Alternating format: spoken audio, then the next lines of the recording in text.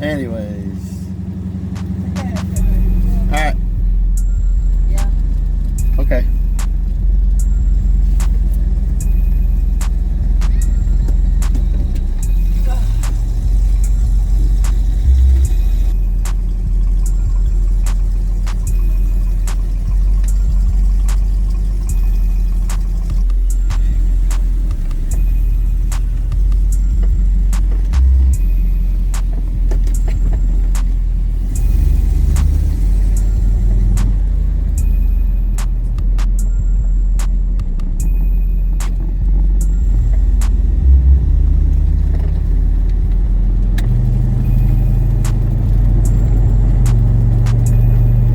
Taking my baby out for a spin.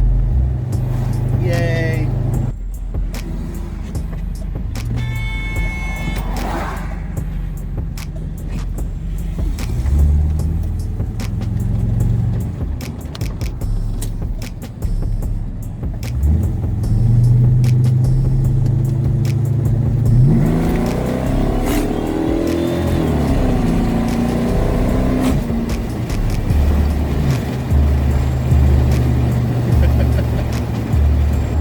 So nice taking my baby.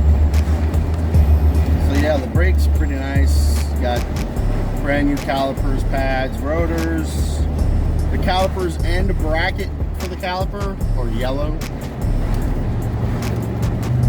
Waving to a fellow Corvette.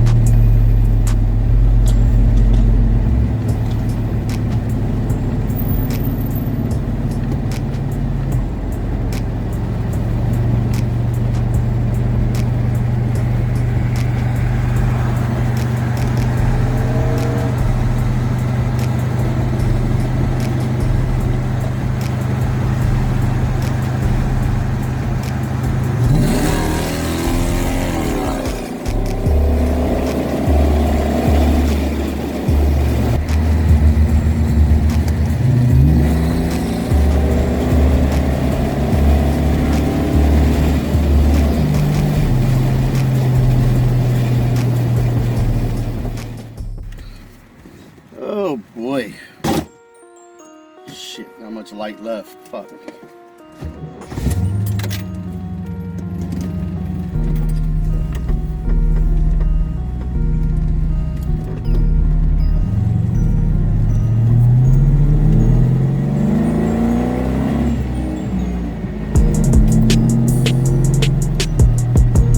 So yeah, some of the stuff that I'm gonna end up trying to do is get a new set of wheels. My goal is, I kind of found one set of wheels that are probably going to be the ones I go with. They're going to be 18 inch in diameter, 9.5 inch wide, which will give me, so there'll be 2 extra inches bigger in diameter because these original wheels are 16 inch, and then there'll be an extra inch of width because these are 8.5, so it'll be really nice.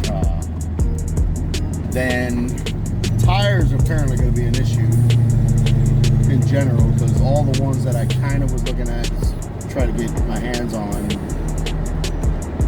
they're all claiming to be out of stock, back ordered and stuff like that. So maybe later when I'm ready to get the wheels, those tires will be available. And then I'm hoping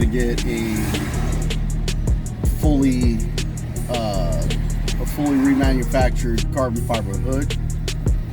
It's called like the Concept GT, I think is the name of the style, where it's got the ventilation just over where it would be like the wheels slash the engine compartment, so it'll kind of have both for expelling the heat. And for someone like me with my back problem, and I know I don't drive a car that often, I have a kill switch at the battery, but to open this hood is such a pain in my ass. It's so heavy.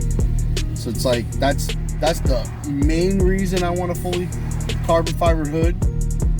But then also because it's going to be better performance to get the heat out of that engine bay. Because I mean, right now these things naturally get to, like, I'm sitting here just sitting at 126, 227. I don't think the fan's kicked in yet. I know the fan kicks in later, and this is all factory. That's the thing. Like, I wasn't used to that kind of stuff until I got into the vet to understand how this works. Like, when I'm cruising around on a cool day, it's like 189 while you're cruising, but the way this temperature goes up, it's just ridiculous. I mean, it's really ridiculous.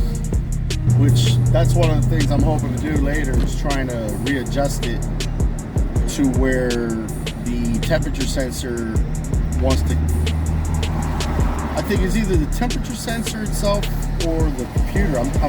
I'm leaning towards programming the computer to say, hey, you know, have that fan kick on a lot sooner.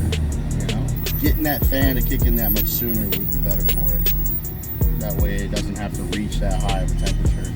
I know one of the other modifications that I want to do, that I was learning from other owners and other things that have been learned. So you got the air temperature sensor is at the far back of the intake plenum, that top piece, and throughout all the individuals, what they do is they relocate that to give you better quality air to be sensed by the sensor. And that's essentially taking it away from that hot back area, because that whole area is just hot. You're not getting good readings off of that. So it's essentially taking that out, plugging that up, taking the sensor, relocating it to the intake shroud that's just before the mass airflow sensor. So that housing in front of it, all you gotta do is drill a little hole, bolt that sucker up right over there, get an extension for the cable, that way you can plug it in, and then bada bing, you got better quality air, fresh air coming over the sensor to give better readings for then the motor to thus perform a little bit better. Which made sense. I mean, one of the individuals, he knows most GM products and some of the other reasons why that oxygen sensor or that temperature sensor is located where it is on this engine is just to save time. Because everything and anything that's part of the engine can stay on the engine and not kind of off the engine is good for business, because then all they got to do is have a completely built motor and drop it into the vehicle that just got made. They don't have to worry about where they're locating stuff. Like, it takes less time on the assembly line to put the car together, which it makes sense. I mean, that is good for business, but for something like, for this car to run smoother and more accurately, it needs to be relocated. I mean, it's just in a bad spot. Then, of course, I still have all the stuff in the rear end I want to accomplish, getting the rear wheel hubs replaced, getting all the bushings replaced, the polyurethanes that I still have, getting the U-joints for the half shafts replaced, and then the differential fluid.